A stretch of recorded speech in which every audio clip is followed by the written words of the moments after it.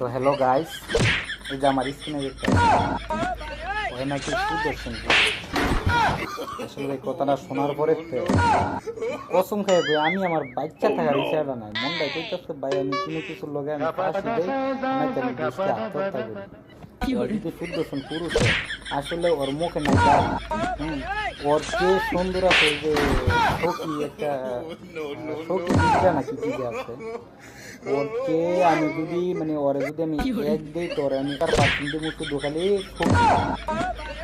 আর হ্যাঁ রে বলতাম ভাই, আমাদের যে রুচি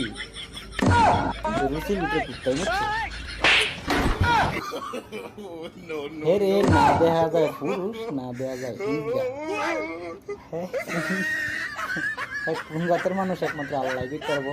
আর যারা দিচ্ছে হারা দিতে পারবো, দেখতে দিচ্ছে টুনটুনি আছে। যারা দিচ্ছে হ্যাঁ করে আবারও বলি যে ভাই আবার আপনারা নির্বাচিত করেন, তবে সবকিছু ব্যাটারি করে ওর ফ্যানটা খুললে টুনটুনিটা এখনই খালি এটা দিতে দিবেন, ঠিক আছে? কমু বলার কিছু নাই। আর এই দেশে বাচ্চা থাকার ওর ইচ্ছা নাই, মহিলা জায়গা তো মনে করেন কারণে আত্মহত্যা করছে।